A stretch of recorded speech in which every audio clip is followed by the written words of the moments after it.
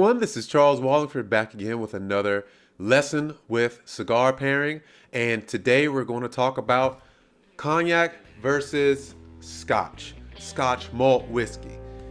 Which one would you choose? What's the better one and such? Now, of course, like anybody else is going to tell you, it all depends on what you like and all those other things, but sometimes you want to hear something definitive, and I'm going to help you with that. So let's start out with why you would use a cognac versus a scotch. Now, to understand that, you have to understand what these things are made of, or what tends to happen when you have these different spirits. With cognac, what I have found, cognac tends to be just simply easier to pair with. Now, throughout history, we've always paired scotch and cognac. So these two are some of the best pairing ideas, or the best pairing spirits. But for me, I have found out that cognac tends to be easier, and it's a consistent flavor.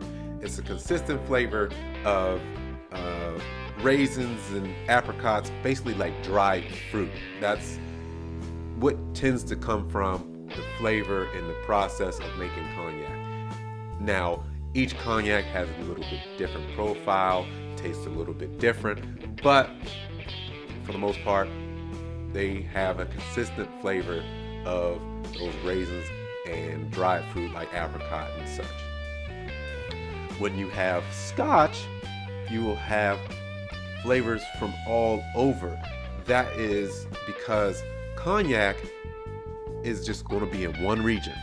Scotch is going to be multiple regions. Scotch malt whiskey has multiple regions. Here, let me tell you about these regions. We have the Islay, the Islands, Highland, Lowland, Speyside, and Campbelltown. When you have all these regions, you have all these different flavors.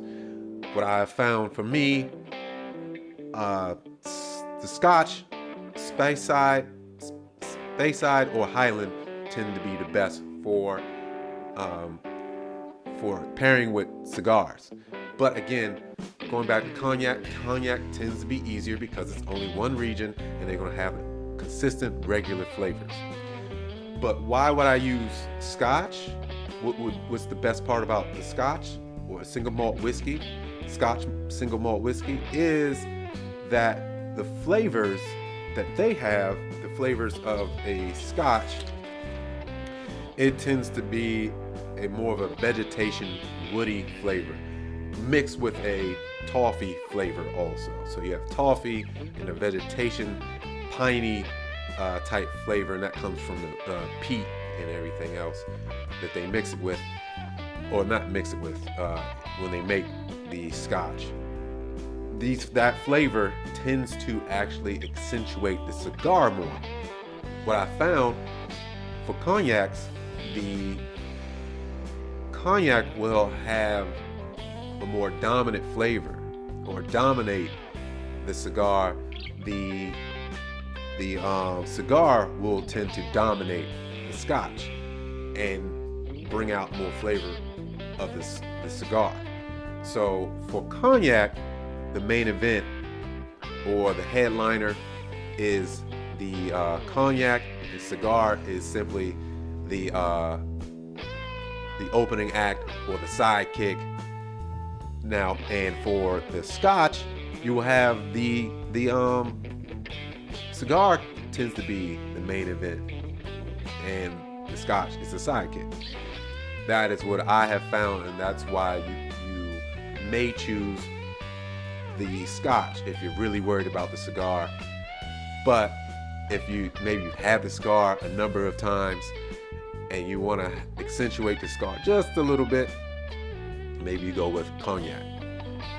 If it was me, if I've never had that cigar before, I may want to go with the Scotch malt whiskey first. That's possibly with me. Now the next thing for cognac versus scotch the price. It is very, very difficult to find a good Scotch at a reasonable price, or a reasonable price for a Scotch is around $100. That's the starting price. That is absolutely the starting price. Now, there are diamonds in the rough. There are exceptions to the rule, especially with this one right here. This Schildig, this is a anomaly. It rarely happens where you're gonna have a Scotch this good, that flavorful, and at a price that of around $30. Very, very, very rare. You have to understand that it's very rare. Most of the time, it's going to be around $80 before you get to a good Scotch. Now, this Glenfiddich, this was around 60 or 70, but it's okay. It's okay. I can actually argue that this Schildig was almost as good or better than this Glenfiddich. I know that sounds weird, but it actually is the truth. Now, this Scotch Malt Whisky Society bottle here, the 39.95, that was a little bit over $100, and that is very good. It's very good, and that's the starting point. Most of the time, that's the starting point. For Cognac, a $100 bottle of Cognac, you can get a very, very good bottle of Cognac for $100. Very, very good. You can get a good bottle of Cognac for well under $100. It can actually happen. This Celt VSOP, this was around $60.